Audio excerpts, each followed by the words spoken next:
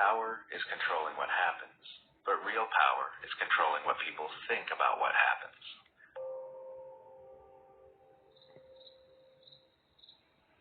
Please take your seats.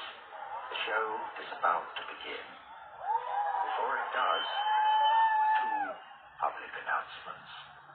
Firstly, out of consideration for your fellow patrons, please turn off your cell phone. And secondly, if you're one of those I love Pink Floyd but I can't stand Roger's politics people, you might do well, of course, to the left.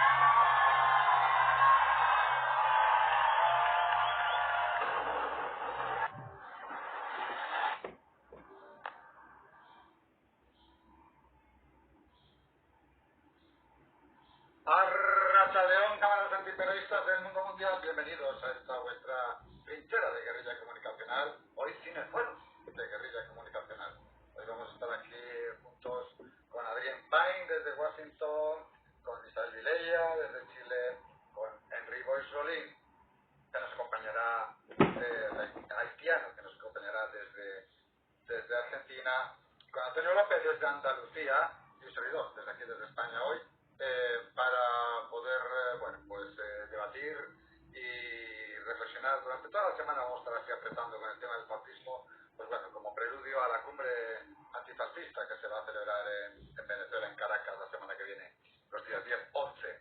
Bueno, yo, primero que nada, por cierto, la semana que viene tendremos aquí la dirección del programa durante toda la semana. Estará Laura Tapetani al frente y, bueno, pues con compañeros habituales igualmente que pasarán por aquí al canal y otros nuevos como siempre también, el programa seguirá todos los días, a pesar de irnos, no serán diferidos, será en vivo, estará igual que siempre, solo que en vez de esta hora, que es a partir de las 7 y algo, estaremos en ese debate, en ese cineforum.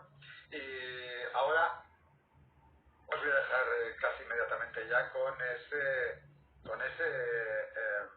documental de los distantes del fascismo, documental de RT, que se hizo en el 2021, por tanto, antes incluso de la operación especial, pero evidentemente no antes de que hubiera todo un golpe fascista en el 2014 y toda una matanza y toda una batalla contra el Donbass y desde el Donbass, apoyada por supuesto por Rusia, por ese eje antifascista y antiimperialista. Pero bueno, creo que nos va a dar, esos 53 minutos que el documental nos va a dar una visión muy muy de la perspectiva de estos 3 años y además con esa perspectiva de estos 3 años, pues bueno, nos da también una posibilidad enorme de poder volver a reflexionar, a recordar todo lo que significan estos años aquí en esta batalla antiperiodista. Así que nos vamos para allá con este documental. Creo que está todo en orden. Voy a ver si es así. Creo que sí. Voy a comprobarlo. Os paso ya directamente. Me quito yo de esta sala de relax que tengo para ver el documental y os veo en un ratito. Ahí nos vemos en una horita. Os dejo con el documental Los disfraces de fascismo.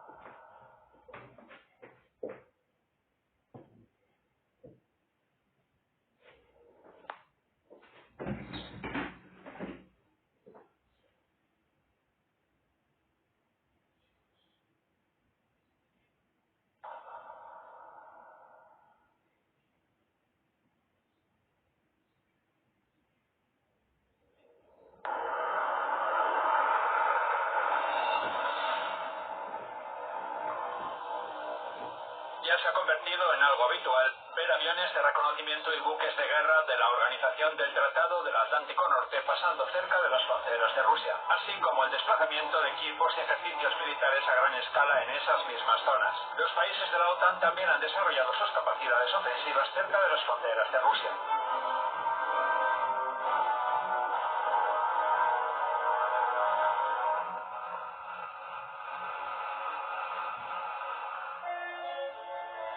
Cada año Rusia presenta ante la ONU una resolución contra la glorificación del nazismo.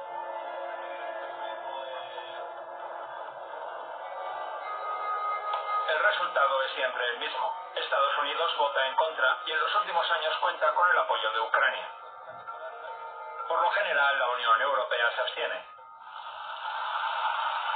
Pero con el voto a favor de la mayoría de los países, el documento se aprueba, aunque solo es una recomendación.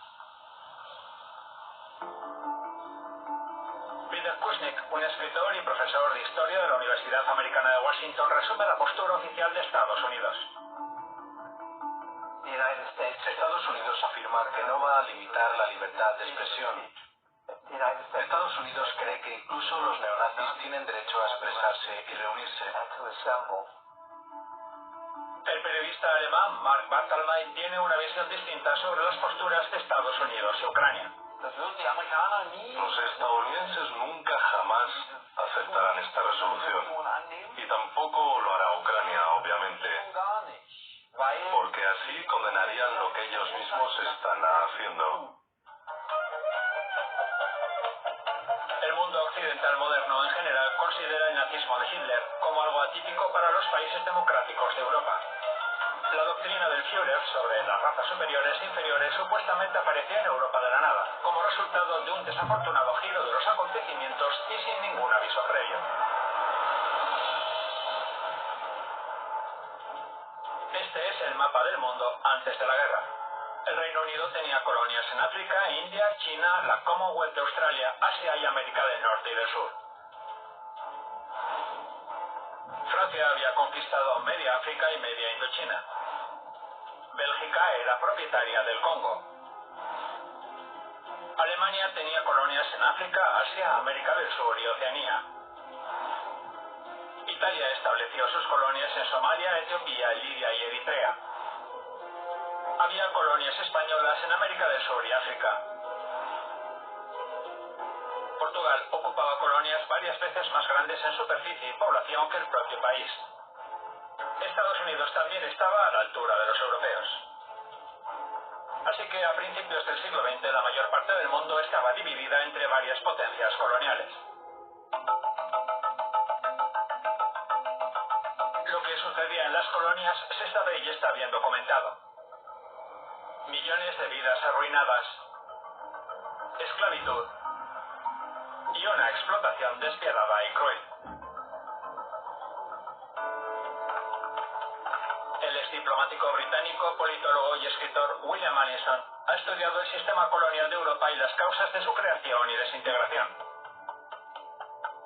Para el nazismo solo es importante una cosa a nivel internacional: que haya naciones o estados a los que se les permite cualquier cosa. Son las razas dominantes, y que haya naciones menores, que son estados esclavos. Para los europeos, los esclavos eran los indígenas, los africanos. Para Hitler, los judíos, los gitanos y los eslavos. El nazismo es muy conveniente, ya que es una justificación cínica para eliminar a las llamadas razas inferiores y al mismo tiempo robarles de forma descarada. Mucho antes de la aparición del Tercer Reich, el nazismo era algo habitual en Occidente. Solo hay una cosa sana y lógica que se puede hacer con una raza realmente inferior: exterminarla. Herbert George Wells, escritor inglés. Todas estas ideas racistas y antijudías circulaban por toda Europa, y esto ayudaba a justificar el saqueo de los recursos de otras naciones por todo el mundo, incluyendo el territorio que hoy en día ocupa Estados Unidos. ¿Ha cambiado algo? Solo los colores. No admito, por ejemplo, que se haya hecho un gran mal a los pueblos indígenas de Norteamérica. Una raza más fuerte, una raza de grado superior, ha llegado y ocupado su lugar. Winston Churchill. La segunda frase se refiere al terrible genocidio de pueblos indígenas norteamericanos que se prolongó durante alrededor de 300 años. Cerca del 90% de los indígenas de Norteamérica fueron exterminados. El experto en antiterrorismo y ex analista del ejército de Estados Unidos, Scott Bennett, investiga crímenes contra la humanidad. Los indígenas de Norteamérica se consideraban escoria, parias a los que había que eliminar, expulsar y exterminar de la mayor parte de la costa este.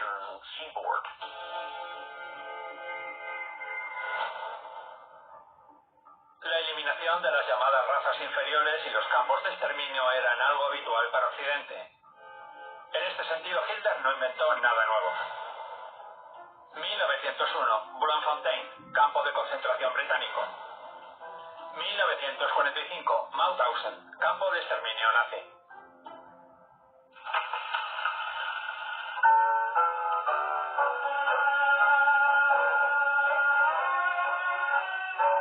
Occidente vivía bastante bien de la explotación de sus colonias.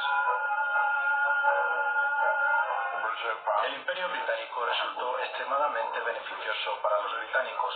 Francia intentaba copiarles. Paul Craig Roberts, doctor en economía, conocido periodista y ex subsecretario del Tesoro para la Política Económica de Estados Unidos, analiza en sus artículos y libros las causas económicas que desestabilizan al mundo. No creo que podamos decir que el colonialismo europeo estuviese impulsado única y exclusivamente por el afán de lucro. El sol nunca se ponía en el Imperio Británico.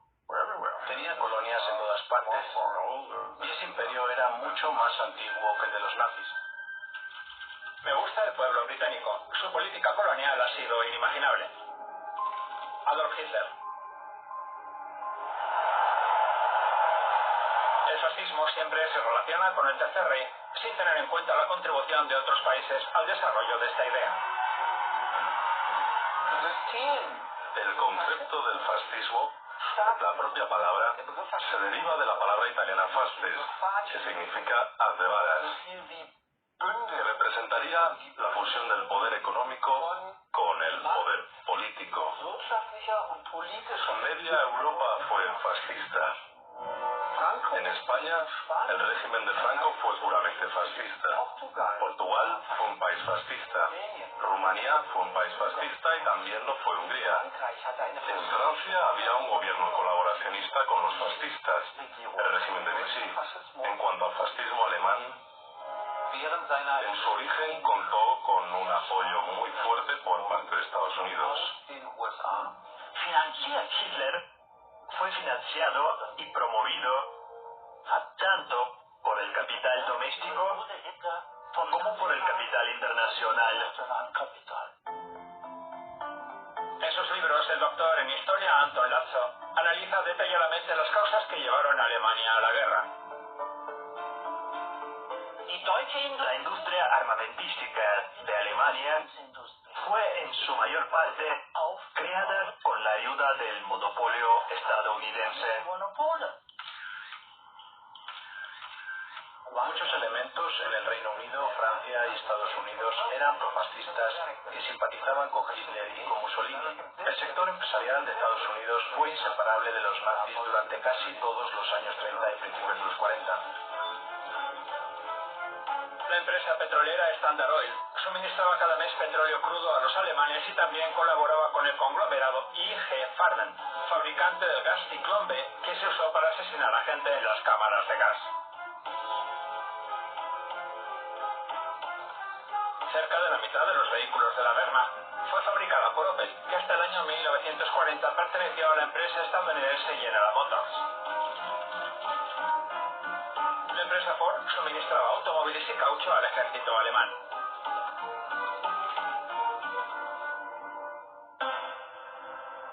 En julio de 1938, por su apoyo a la Alemania nazi, se le otorgó al empresario estadounidense Henry Ford la Orden del Águila Alemana, la máxima condecoración del Tercer Reich a ciudadanos extranjeros. El partido de Hitler, NSDAP, fue fuertemente financiado desde Estados Unidos, incluyendo dinero del Bank of America y un tal George Bush, el bisabuelo del expresidente de Estados Unidos, George W. Bush. Eran las familias adineradas más arraigadas de Estados Unidos, las que estaban interesadas en arrastrar a Europa y a una joven Unión Soviética a la guerra. El siglo XX se caracterizó por el enfrentamiento entre dos sistemas, el capitalismo y el socialismo. El ejemplo de la Unión Soviética, que proclamaba la igualdad de todas las naciones y clases sociales, suponía una amenaza para el capitalismo.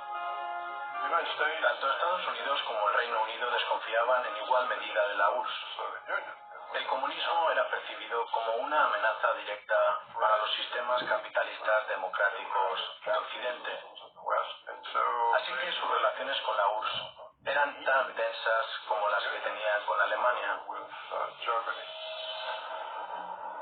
1938. El Anschluss o anexión de Austria.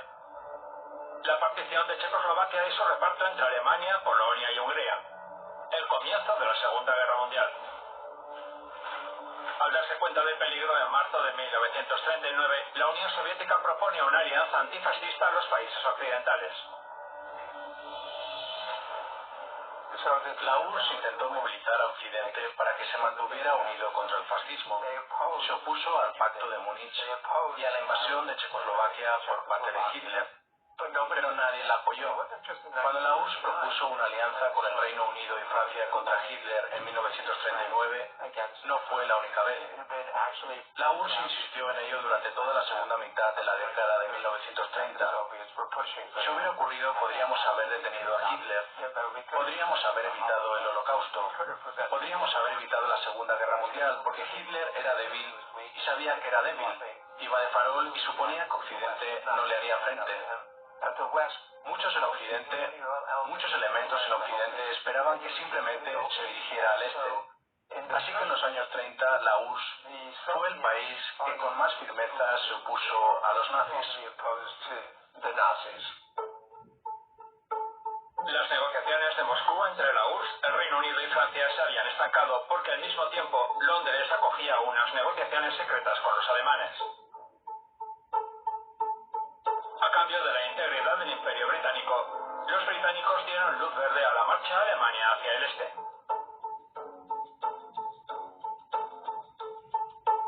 A pesar de la ausencia de un acuerdo formal, a Hitler se le dio a entender que era libre de actuar en el este y que no debía preocuparse por Occidente. Hitler deja claro en Mi lucha en 1925 que su verdadero objetivo es apoderarse de Ucrania y marchar más al este, adentrándose en la Unión Soviética. Ese fue siempre su verdadero objetivo, y los europeos lo entendieron en cierto modo. Polonia también se preparaba para invadir la URSS con Hitler.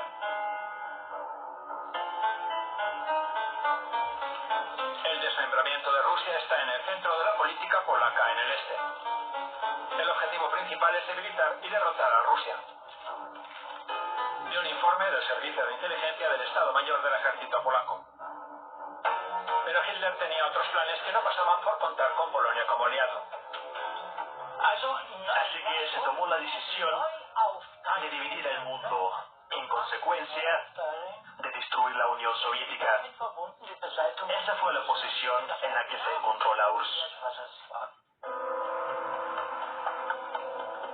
El periodista Jan Engelgard es conservador del Museo de Historia Polaca de Varsovia. Esta fotografía muestra un desfile conjunto de tropas soviéticas y alemanas en septiembre de 1939, tras la firma del pacto Ribbentrop-Molotov. Es importante porque este evento ocupa un lugar especial en la memoria histórica de Polonia.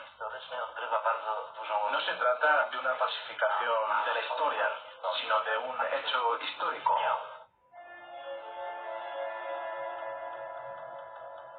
Pero también hubo otros hechos sobre los que Occidente prefiere guardar silencio. El pacto Ribbentrop-Molotov solo se firmó después de que todas las principales potencias europeas hubieran llegado a acuerdos con Hitler. 1933. Alemania, Francia, el Reino Unido e Italia firman el pacto de las cuatro potencias. 1934. Polonia y Alemania firman un pacto de no agresión. 1935. El Reino Unido y Alemania firman un acuerdo naval. 1938. El Reino Unido, Francia e Italia acuerdan el reparto de Checoslovaquia entre Alemania, Polonia y Hungría. 1939. Letonia y Estonia firman pactos de no agresión con Alemania. Estaba claro que Alemania suponía una amenaza real. Si la Unión Soviética no hubiera tomado ciertas medidas y adoptado una determinada postura, habría cometido una irresponsabilidad ante su propio pueblo, dado que tenía al agresor a sus puertas. Esto es lo que piensa el conocido escritor estadounidense Dean Henderson sobre esos acontecimientos del pasado. Polonia y Hungría invadieron Checoslovaquia antes de que Hitler invadiera Polonia, porque estos países habían colaborado con los nazis antes de la guerra. Francia e Inglaterra básicamente abandonaron a Checoslovaquia a su suerte, pero ahora no quieren que lo recordemos. Y si Stalin no hubiera enviado tropas al frente oriental, habrían abandonado a su suerte a mucha más gente de Europa del Este. Sin embargo, el 19 de septiembre del 2019, el Parlamento Europeo aprobó una resolución en la que se afirma que fueron Alemania y la URSS las que prepararon el camino para la Segunda Guerra Mundial. ¿Por qué lo hicieron? Creo que hay grupos de interés en los países bálticos, al igual que en Polonia, que están promoviendo sus intereses en esa institución, y son fuerzas extremadamente nacionalistas.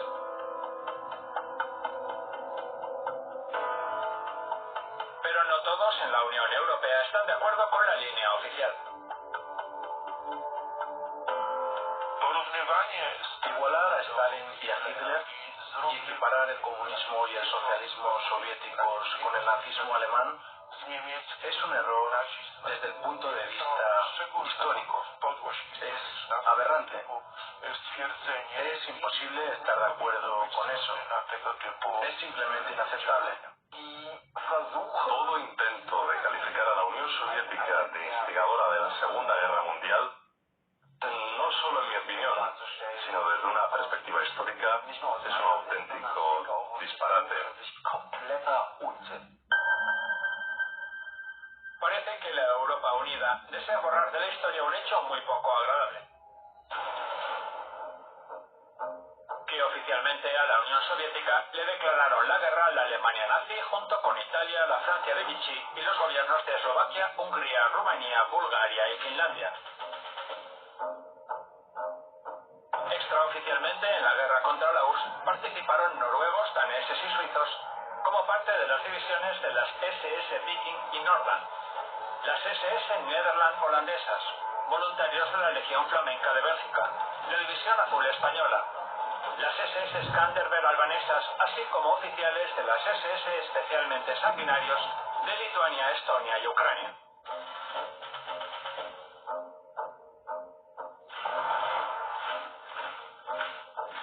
Casi toda Europa, liderada por la Alemania nazi, participó en la matanza de ciudadanos soviéticos en primer lugar y sobre todo eslavos.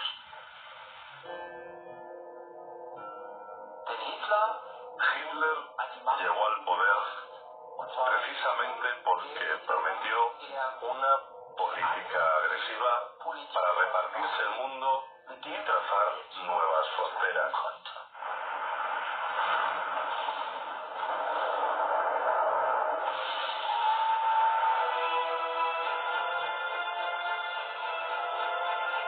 El segundo frente, del que tanto se habla en Occidente, se abrió apenas 11 meses antes del día de la victoria, cuando quedó claro que el Ejército Rojo podía arreglársela solo.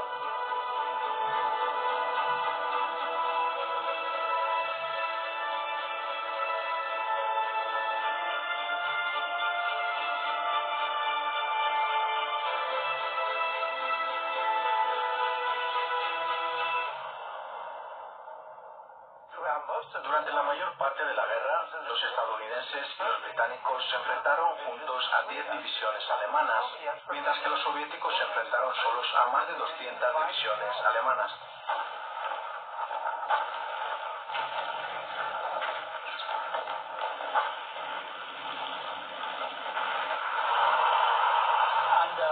En el frente soviético-alemán, las tropas alemanas ofrecieron una resistencia mucho mayor.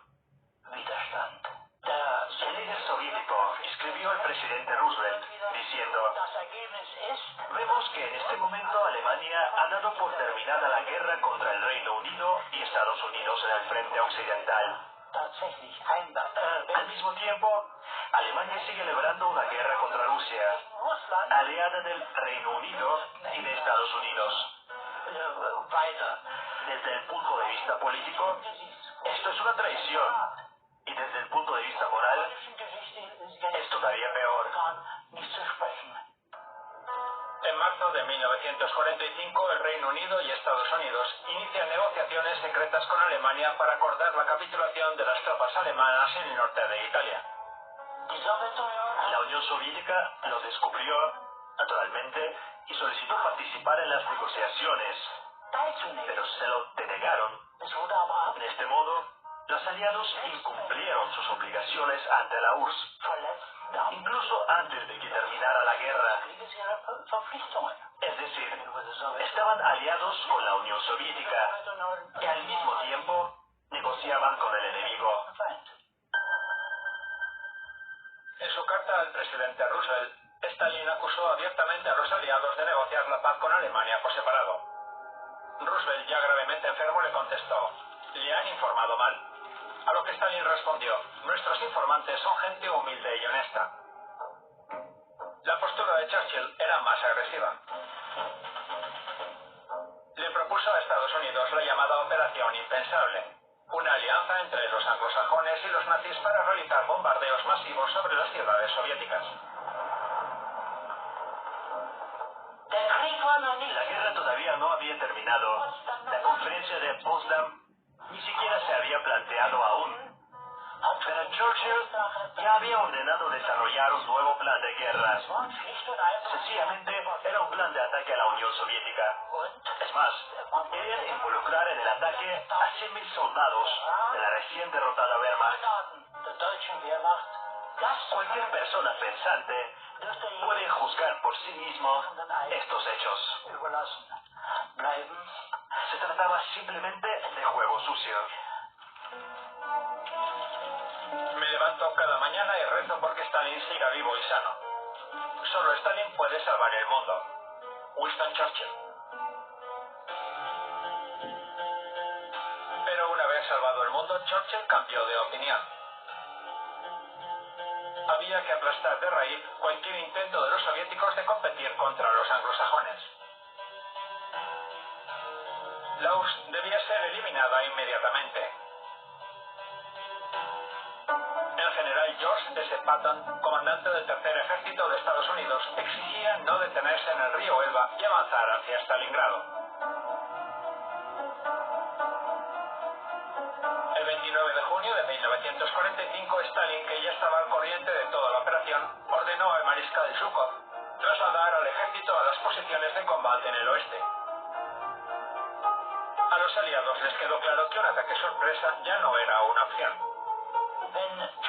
Cuando Churchill movilizó a los prisioneros de guerra en Alemania para el ataque contra la Unión Soviética, al llegar a la conferencia de Potsdam, Stalin le preguntó: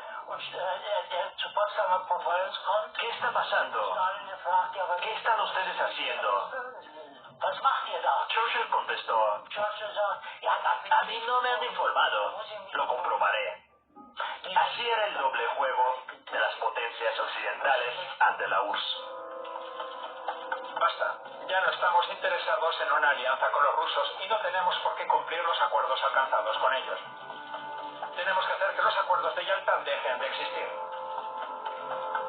Harry Truman.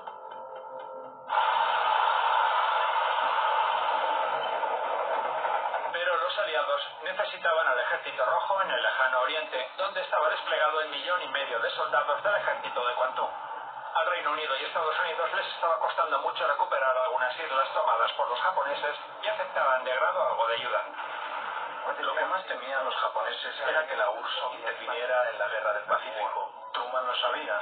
Stalin le aseguró que los rusos entrarían en el conflicto según lo planeado. En su diario, Truman escribió que Stalin comenzaría la guerra contra Japón el 15 de agosto, lo que supondría el fin de los japoneses. El invencible ejército de Kwantung solo aguantó 20 días. La brillante operación en Manchuria del ejército rojo terminó con una victoria total.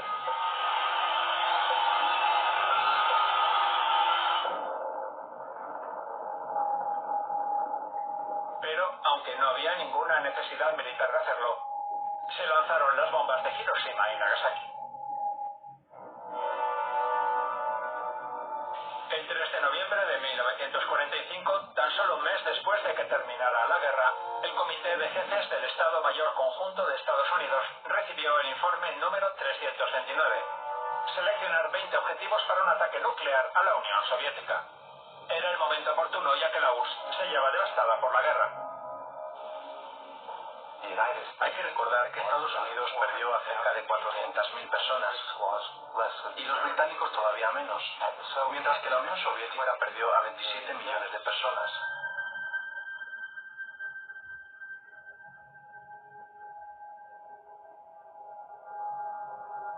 Es una cifra descomunal.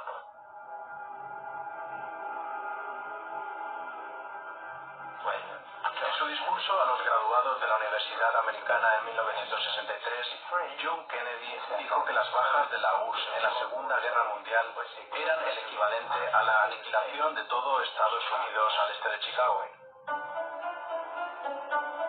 Inicialmente el plan de ataque a la URSS tenía el nombre en clave de Troyan. Después el nombre se modificó varias veces. Pincher, Bushwhacker, Crankshaft, Half Moon, Cowheel, Obstacle y Charioteer. Finalmente, el 19 de diciembre de 1949 se aprobó la operación más famosa para acabar con la Unión Soviética, la Operación Drop-Shot. Fecha del ataque 1 de enero de 1957.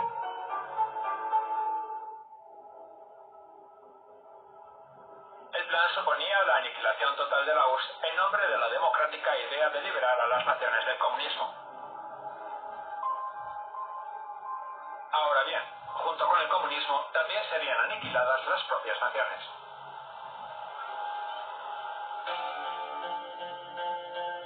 La primera fase de la operación Dropshot consistía en arrojar 300 bombas nucleares y 250.000 toneladas de bombas convencionales sobre el territorio de la URSS. 100 ciudades soviéticas fueron preseleccionadas como blancos del ataque. Durante la segunda etapa, la URSS sería atacada por 250 divisiones de la OTAN. Los puertos soviéticos serían ocupados por las fuerzas navales de la Alianza. En la tercera fase se llevaría a cabo la aniquilación total de la URSS, borrándola del mapa político del mundo. Para ello se emplearían todas las armas existentes, tanto convencionales como nucleares, químicas, radiológicas y biológicas. La etapa final de la operación consistiría en la división de la URSS en 4 zonas y el despliegue de las tropas de la OTAN en su territorio. Como resultado de los bombardeos masivos y de los subsiguientes combates, morirían 80 millones de personas, es decir, la mayor parte de la población del enorme país. Básicamente fueron versiones actualizadas del Plan General del Este de los nazis, que suponía el exterminio de millones de eslavos. Y al igual que en tiempos de la Segunda Guerra Mundial, cuando gran parte de Europa se alió contra la URSS, Estados Unidos reuniría a todas las naciones de la OTAN bajo el paraguas de la operación Dropshot. Sin embargo, en 1949, la URSS desarrolló su propia arma nuclear. Los planes de aniquilación del país tuvieron que posponerse por tiempo indefinido, pero la idea seguía siendo la misma. Estados Unidos debía ser visto como el mayor jugador en la arena internacional. Y todo el que pensara diferente debía ser borrado de la faz de la Tierra. La Unión Soviética como tal ya no existe. Es un triunfo de la democracia y la libertad. Estos acontecimientos favorecen claramente a nuestros intereses nacionales. George Bush. Tras la desintegración de la Unión Soviética, Rusia básicamente se sirvió en bandeja de plata. Uno solo tenía que ir y llevarse una parte del país y de sus recursos. Lo que ocurrió en Rusia en los años 90 del pasado siglo solo puede calificarse de saqueo.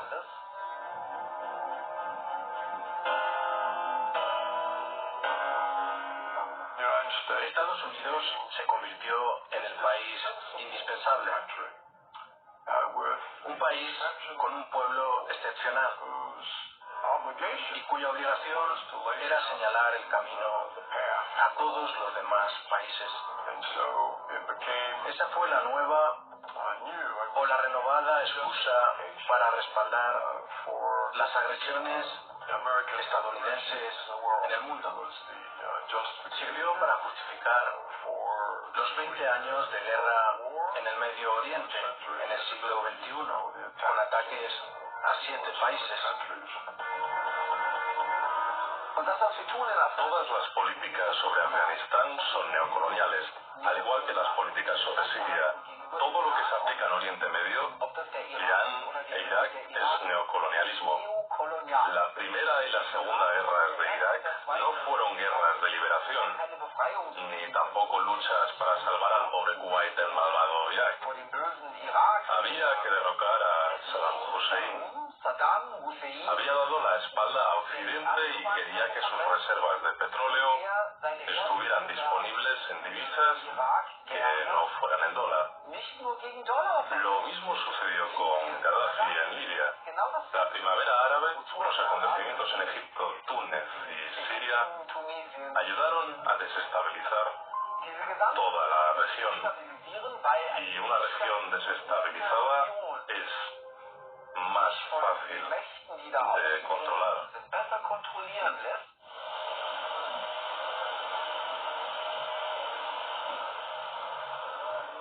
La razón por la que la hegemonía estadounidense es tan peligrosa es porque niega la soberanía de otros países.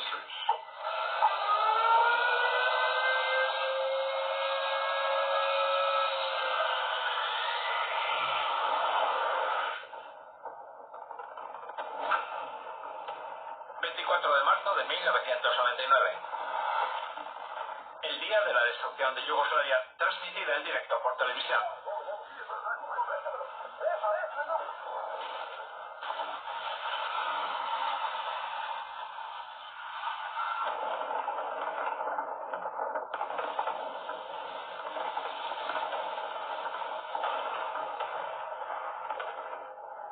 El abogado Serbian Aleksic y el general Božidar Delić fueron testigos de los hechos y aún recuerdan aquellos terribles días. Fuimos de los primeros países que tuvieron que lidiar con esta llamada democracia estadounidense. Lo que vivimos fue una tragedia. Un pequeño país se enfrentó a una poderosa alianza que, sin la autorización de Naciones Unidas, atacó a Serbia y Montenegro, provocando un enorme desastre. La operación Fuerza Aliada ha sido calificada de genocidio. Se justificó con la excusa de acabar con el tiránico régimen de Slobodan Milosevic. Pero muchos dicen que la verdadera razón fue la independencia económica de Yugoslavia y su rechazo a entrar en la OTAN. Con la desaparición del Pacto de Varsovia, el mundo se había vuelto unipolar. Mientras existió el Pacto de Varsovia, no se disparó ni una sola bala en Europa. No hubo guerras. El Pacto de Varsovia dejó de existir. Se disolvió. E inmediatamente estalló una guerra en los Balcanes. Hubo grandes daños, 120.000 millones de dólares en daños y más de 3.000 muertos, incluidos 87 niños.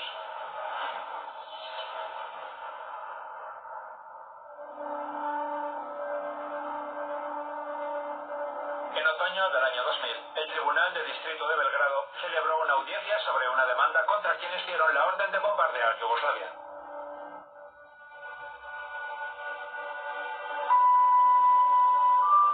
Yo presidí la sala jurisdiccional del Tribunal Supremo de Belgrado, que condenó a Clinton, Blair, Solana y otros.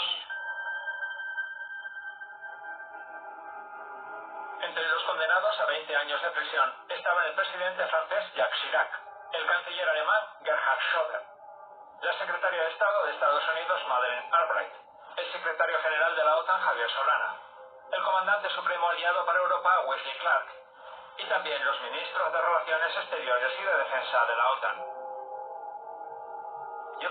Uno de los crímenes por los que fueron condenados los líderes de la OTAN es el uso de armas militares prohibidas, bombas de racimo y municiones con uranio.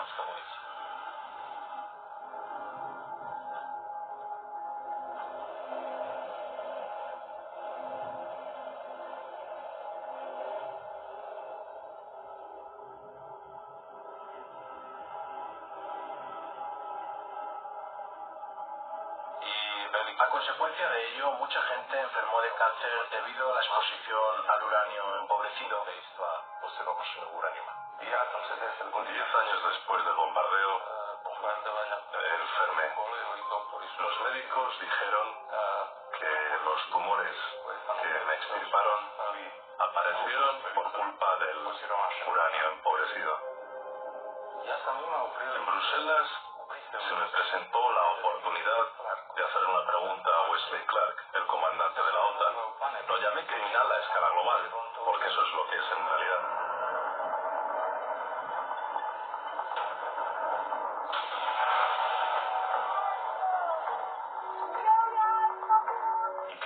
Le pregunté cómo pudo atacar a mi país, que no representaba ninguna amenaza, sin la autorización del Consejo de Seguridad de la ONU. Y dijo: es cierto, no teníamos la autorización del Consejo de Seguridad de la ONU, pero llegamos a un consenso dentro de la OTAN. Esas fueron las superficiales declaraciones del hombre que dirigió la fuerza más poderosa del mundo contra un país 1000 veces más débil que no amenazaba a ningún país miembro de la OTAN, sino que solo trataba de resolver sus propios problemas internos en su propio territorio.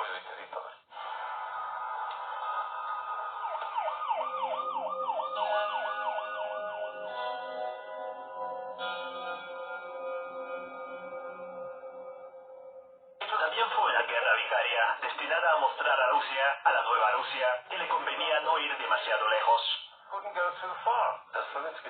Si la Unión Soviética no hubiera logrado crear su propia bomba atómica, en ese escenario se habría derrumbado y habría sido destruida mucho antes que Yugoslavia.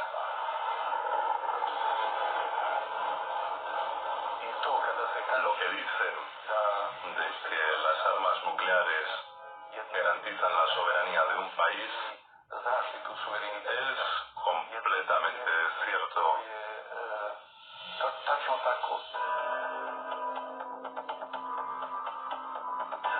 Tras la disolución del Pacto de Varsovia, la OTAN se expandió hacia el este pese a haber prometido no hacerlo. Pero lo hicieron. La OTAN dijo, ¡ja! Ya es nuestra. Nos vamos al este. El derecho internacional existe mientras satisfaga los intereses de Estados Unidos, si no, deja de existir. De modo que, en rigor, no hay nada que pueda llamarse derecho internacional.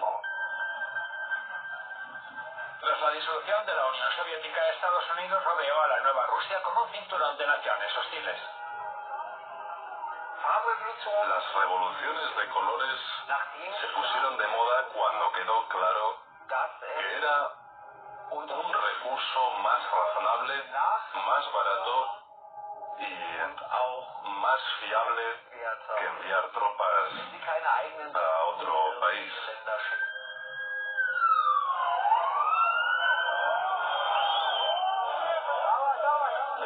Las revoluciones de colores son una estrategia destinada a derrocar esos regímenes e instaurar estados títeres sobre los que desde ese momento resulta muy fácil influir. Kirguistán, Georgia, Ucrania, todos se convirtieron en objetivos de George Bush padre, que había sido vicepresidente con Ronald Reagan. Gastaron cientos de millones de dólares en sobornos. Dieron ese dinero a países a cambio de que se sometieran y asumieran los objetivos militares, económicos y políticos estadounidenses. Se está formando un anillo de bases militares de la OTAN alrededor de Rusia. Estados Unidos y la OTAN tienen más de 600 bases militares en todo el mundo. Rusia solo tiene 18, pero Occidente sigue afirmando que Rusia alberga intenciones agresivas. Para hacerlo es preciso convertir a los rusos y a la URSS en un monstruo terrible que quiere apoderarse del mundo. Fue una estrategia deliberada lo de crear la imagen de una Unión Soviética deseosa de conquistar el mundo, algo que no era el caso entonces, ni lo es ahora. La OTAN debió desaparecer, así quisieron darle una razón de ser. Se trata de los intereses de la maquinaria empresarial de la OTAN, porque no olvidemos que si se disolviera la OTAN, los accionistas de las grandes empresas armamentísticas de Estados Unidos y otros países perderían muchos millones y cada uno de ellos tendría un solo yate en vez de dos. Y Dios mío, eso sería terrible. Hay un modo sencillo de justificarnos ante el resto del mundo. Diremos que nos vimos obligados a apoderarnos del territorio, poner orden y mantener la seguridad. Adolf Hitler. Llevar el orden, la seguridad y la democracia es la razón usada hoy en día para justificar las guerras modernas que ha emprendido la OTAN bajo la dirección de Estados Unidos. La OTAN es una herramienta para ejercer el control militar, económico y político sobre determinadas regiones de nuestro planeta. Los países molestos y los líderes molestos se convierten en el rostro del enemigo. Solo puedes ir a la guerra si le muestras a tu pueblo la imagen de un enemigo. Rusia vuelve a convertirse en ese enemigo.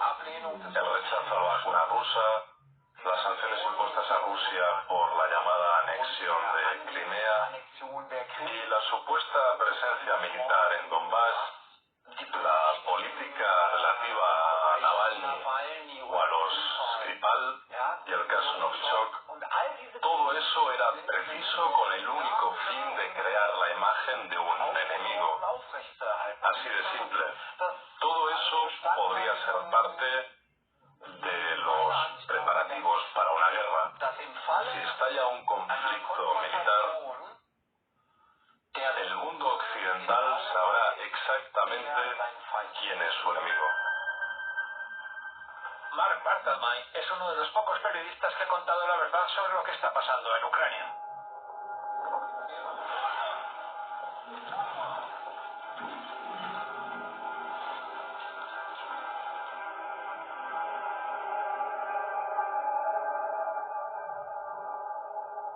Su documental, La agonía ucraniana, causó revuelo en el mundo occidental.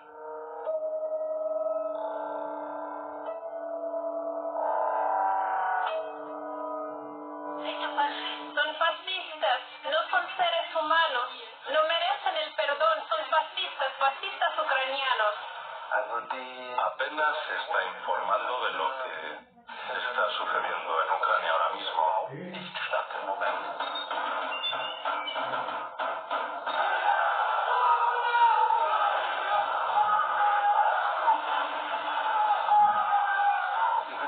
Es obvio que Ucrania se está viendo fascistizada.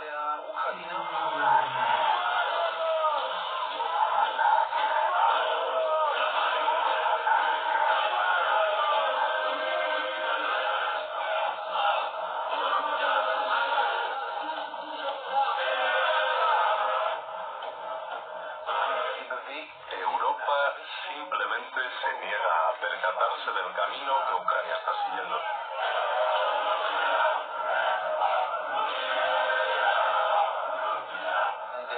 Obviamente la culpa la tiene la propia Europa, al igual que Estados Unidos, porque son ellos los que han dejado el país en estas condiciones.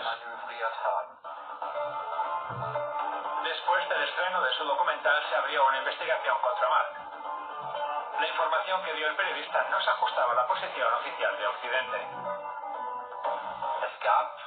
El Servicio Secreto Interno de Alemania y la Oficina para la Protección de la Constitución se interesaron por mí.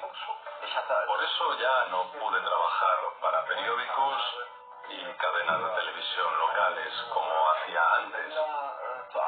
Se me presentó como un propagandista ruso a sueldo del Kremlin.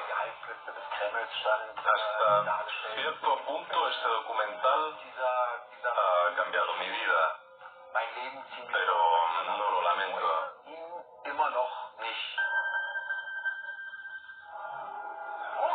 Ucrania. Ucrania. Ucrania. Evidentemente, la cuestión de si los seguidores del movimiento de Stepan Bandera están reviviendo el nazismo no preocupa en absoluto a Estados Unidos ni a la OTAN. Cualquier cosa que haga que los ucranianos se muestren dispuestos a dar problemas a Rusia es bien recibida. Estados Unidos apoya este conflicto en el que aparentemente Ucrania planea implicar a Rusia. Los políticos estadounidenses no están de acuerdo en muchos asuntos, pero hay algo en lo que siempre coinciden: el excepcionalismo estadounidense. ¿Pero en qué consiste? Así lo explica el periodista estadounidense y ganador del premio Pulitzer, Eric Lichtblau. Los estadounidenses, como Barack Obama y otros, creen en el concepto del excepcionalismo estadounidense, que creo que significa vivir según estándares morales más elevados y basados en la democracia, la libertad y los derechos humanos. Y esto es simplemente una falsedad. En parte, el excepcionalismo permite hacer cualquier cosa sin miedo a sufrir repercusiones. Y también es una señal dirigida al mundo de que el excepcionalismo que Estados Unidos usa en sus planes militares es una de las mayores amenazas para la población de diversos países.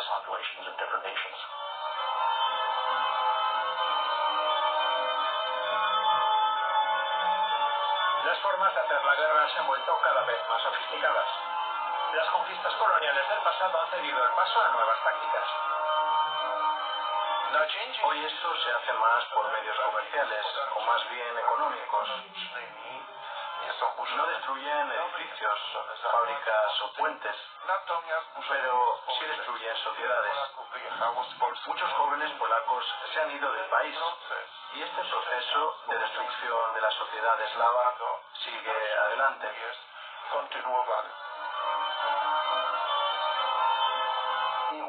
La Unión Europea no es una estructura tan pacífica como se podría creer.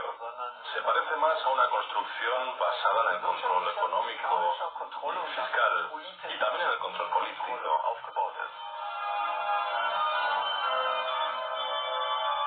Por ejemplo, Alemania y Francia a menor escala explotan a otros miembros de la Unión Europea, como Grecia o Croacia. Cualquier sitio donde Alemania pueda hacer grandes negocios es una forma de explotación. ¿Podría considerarse que la economía de Grecia fue arruinada por la Unión Europea? Sí lo fue. Fue arruinada por la Unión Europea. Es la realidad. Fíjense cuántos griegos se han ido del país. Es vergonzoso. ¿Cuántos jóvenes se han ido? Es una vergüenza.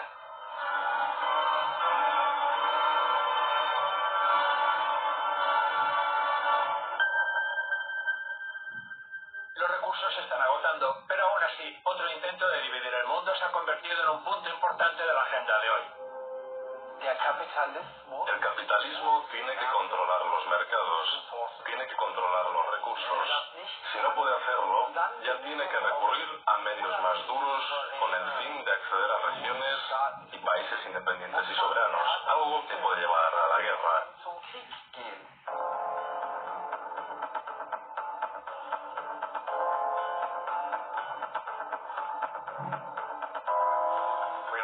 Ahora estamos en una situación en la que Estados Unidos le ha dado a Ucrania garantías militares contra la intervención rusa si Ucrania reanuda su invasión del Donbass. Por eso, sí, está claro que nos dirigimos a una guerra si los ucranianos se toman esas garantías en serio, como los polacos también se tomaron las de los británicos en 1939. Entonces, sin duda, la guerra podría estallar en cualquier momento.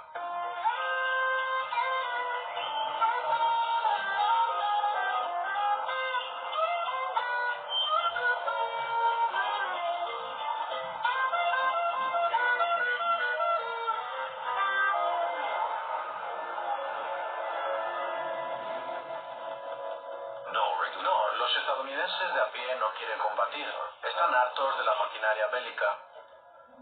Pero la guerra es un negocio y los negocios son algo bueno. Esa es la realidad a la que nos enfrentamos y eso es fascismo.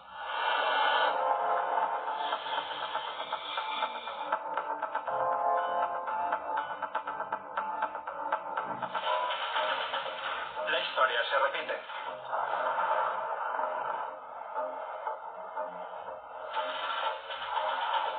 Como en 1941, cuando las tropas de Hitler y sus cómplices europeos se concentraron en la frontera soviética, hoy las de la OTAN, dirigida por Estados Unidos, se agrupan en las proximidades de la frontera rusa.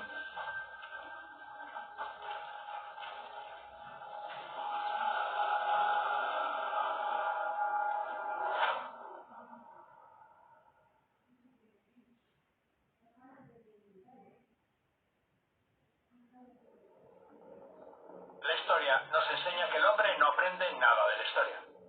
Hegel.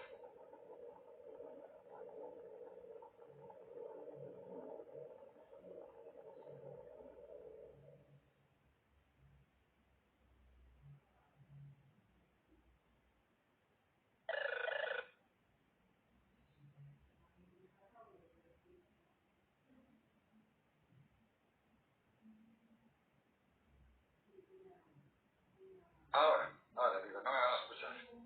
Bueno, queridos camaradas, impresionante documental, a mí me gustó mucho. No es que se vaya a profundizar mucho en muchos elementos, sino que quiere sacar bastantes elementos de reflexión con puntos de vista bastante aceptables para cualquiera que tenga que proponer un estudio serio y no quiera vernos como radicales comunistas, sino que por lo menos sepan que aun siéndolo, bueno, pues nos podemos mover en esos planos, ¿no?